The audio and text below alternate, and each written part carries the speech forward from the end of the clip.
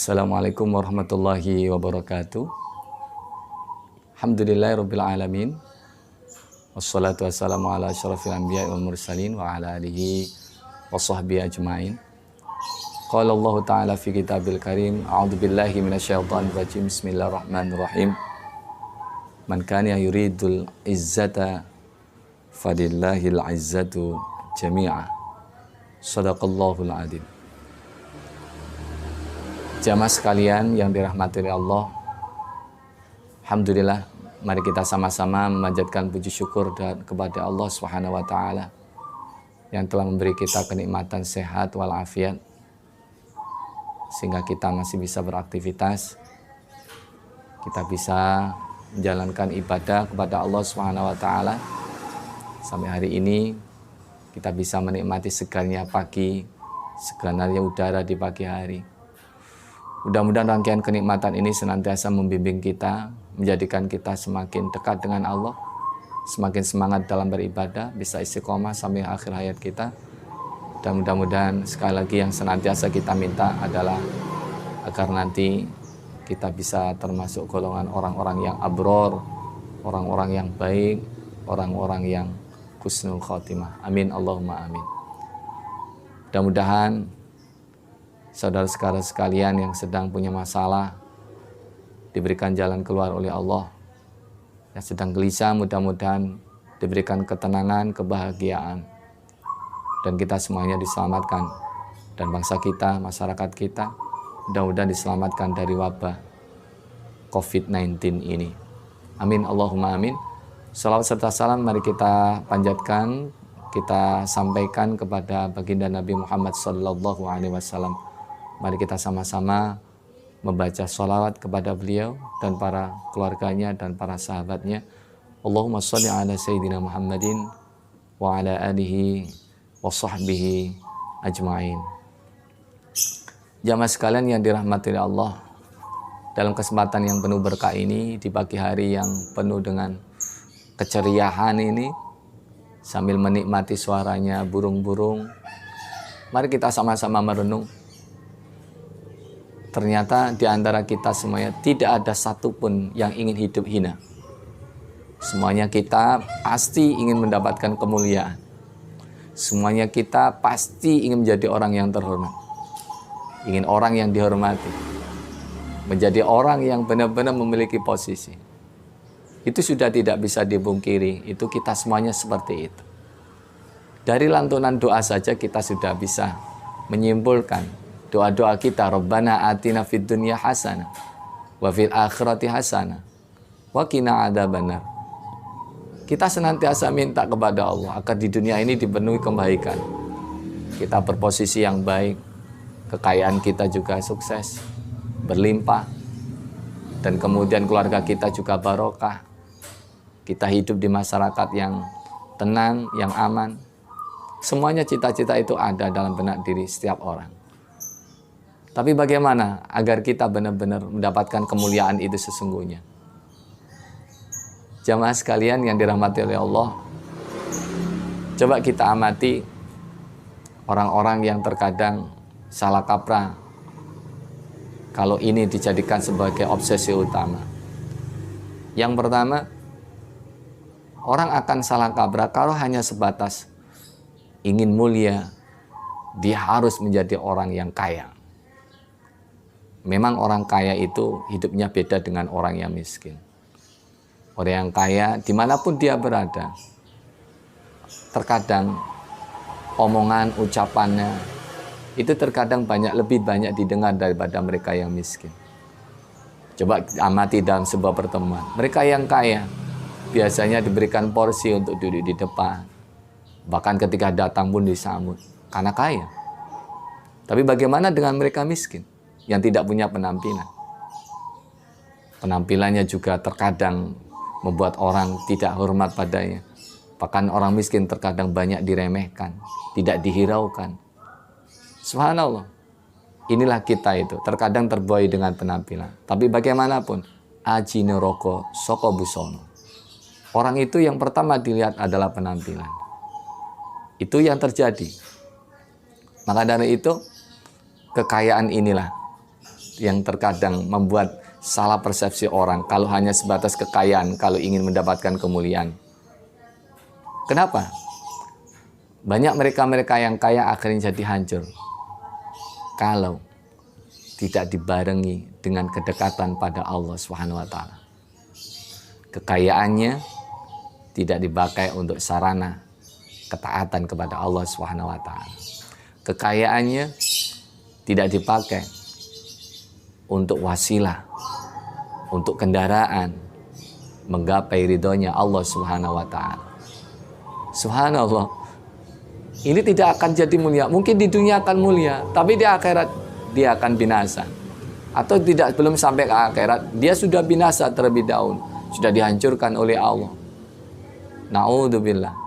Maka kekayaan ini belum bisa menjadi jaminan bagi orang kalau ingin hidup mulia. Kalau kekayaan itu tidak dibarengi dengan ketaatan kepada Allah Subhanahu wa taala. Sudah banyak contoh di Al-Quran. Qarun sudah sering kami jadikan contoh. Kekayaannya justru membuat dirinya sombong, akhirnya hancur. Tapi beda dengan Nabiullah Sulaiman alaihissalam. Nabiullah Sulaiman kaya, tapi semakin dekat dengan Allah, barokah. Itu yang pertama. Jadi kekayaan, tapi kalau tidak dibarengi dengan ketaatan kepada Allah, dekat dengan Allah, dipakai untuk mendekat kepada Allah, maka niscaya kekayaan itu justru akan menghancurkan yang bersangkutan. Kemudian yang kedua, orang yang beranggapan ingin hidup mulia itu bukan hanya sekedar kaya, tapi dia harus punya posisi, harus punya jabatan. Apakah tidak salah? Untuk saat ini kalau di dunia, itu bisa jadi betul. Karena dimanapun orang yang punya jabatan, orang-orang yang memiliki jabatan yang di atas, pemimpin, dimanapun dia pasti akan dihormati oleh orang-orang bawahnya. Masyarakat akan memberikan hormat. Subhanallah. Apakah ini jaminan dia akan menjadi terhormat di akhirat? Belum tentu menjadi jaminan. Kalau jabatan yang dia dimiliki tidak dipakai untuk wasilah mendekat dengan Allah Subhanahu wa taala.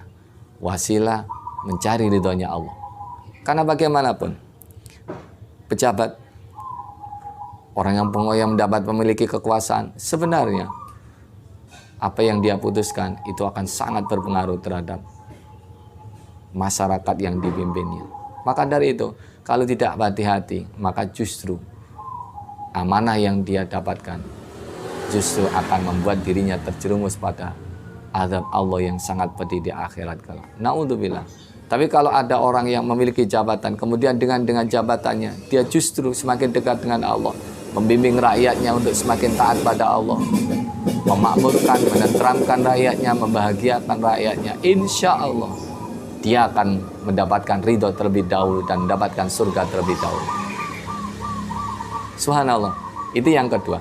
Yang ketiga, ada yang beranggapan kemuliaan itu kalau seandainya kita berada di kalangan mereka-mereka yang bernasab mulia. Atau dalam tanda kutip, kalau orang Jawa mengatakan itu adalah darah ningrat, keturunan raja, keturunan bangsawan. Tapi juga ini belum menjadi jaminan dia akan menjadi mulia. Banyak contoh-contoh mereka-mereka yang keturunan bangsawan, tapi justru hidupnya malah menjadi petaka, malah menjadi sengsara. Dan di hadapan Allah justru akan semakin hina. Kenapa? Karena dia menyombongkan diri dengan jabatannya, dia menyombongkan diri kekayaannya, dia menyombongkan diri dengan nasabnya. Dia lupa bahwa di hadapan Allah tidak ada beda antara satu dengan yang lain. Yang membedakan adalah ketakwaannya kepada Allah Subhanahu wa taala. Innallaha la yanduru ila suwarikum wala ajsamikum walakinnallaha yanduru ila qulubikum. Allah tidak melihat fisik kita. Allah tidak melihat jabatan kita. Allah tidak melihat posisi kita, tapi Allah melihat ketakwaan yang ada dalam hati kita. Inna akramakum indallahi atqakum. Lantas pertanyaannya, siapakah orang yang mulia sesungguhnya? Siapakah mereka-mereka yang mendapatkan kemuliaan itu? Coba kita tengok dalam surat Al-Munafiqun ayat 8. A'udzubillahi minasyaitonirrajim. Walillahil izzatu walirasulihi walil mu'minin. Sesungguhnya kemuliaan itu milik Allah. Sesungguhnya kemuliaan itu milik Rasulullah. Sesungguhnya kemuliaan itu milik orang beriman. Apa maksudnya? Orang kalau ingin mulia, dekatkan yang maha mulia kepada Allah Subhanahu wa ta'ala. Orang yang ingin mulia hidupnya dunia akhirat, ikutin contoh-contoh yang dicontohkan oleh Rasulullah Muhammad sallallahu alaihi wasallam. Orang yang ingin mulia hidup di dunia di akhirat, jadilah orang yang beriman dan beramil sholihat. Insya Allah mulia.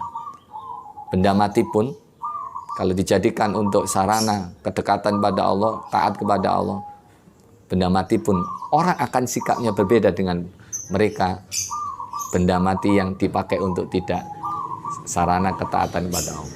Contoh sederhana, ada tekel, ada keramik dengan kualitas yang sama, bukan kualitas yang sama, KW-nya KW tertinggi.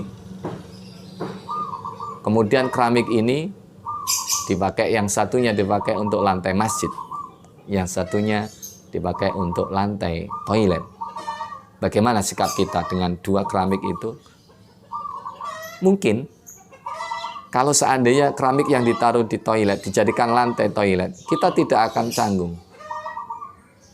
Mohon maaf, kita tidak akan canggung untuk membuang kotoran kita di lantai yang berkeramik yang berkualitas tadi. Tapi kalau keramik ini sudah ditaruh di masjid, di rumah yang dimana orang-orang itu sama-sama mendekat dengan kepada Allah Subhanahu wa ta'ala, dipakai untuk ibadah, jangan coba-coba menginjakkan kaki masjid tanpa melepas alas kaki. Sudah bisa dipastikan semua orang pasti akan marah kalau melihat ada orang bersepatu, pakai sandal, masuk masjid tanpa dilepas. Semua yakin pasti marah. Yang nggak sholat pun pasti marah. Kenapa? Karena itu adalah rumah Allah. Dan apa yang menyertai di rumah Allah itu harus dijaga kebersihannya. Bukan hanya kebersihan, kesuciannya.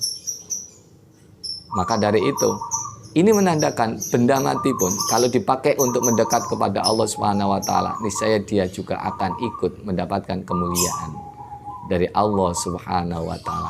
Itu benda mati. Apalagi dengan benda hidup. Apalagi dengan makhluk hidup seperti manusia. Kalau ada manusia mendekat kepada Allah, bertakwa kepada Allah, maka dengan sendirinya dia akan diangkat derajatnya oleh Allah Subhanahu wa ta'ala. Insya Allah.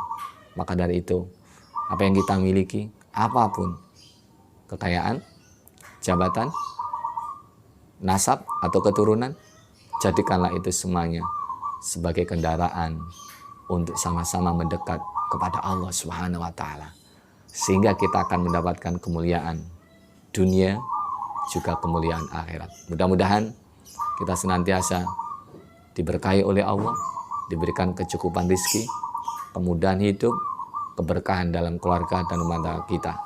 Amin Allahumma amin. Aqulu qouli hadza wa astaghfirullah li wa lakum. Innallaha ghafurur rahim. Sampai ketemu di episode berikutnya. Jangan lupa untuk mensubscribe atau mungkin like biar bisa menerima update dari pengajian kita setiap hari, insya Allah. Subhanakallahumma bihamdik, asyhadu an la ilaha illa anta, astaghfiruka wa atubu ilaik. Assalamualaikum warahmatullahi wabarakatuh.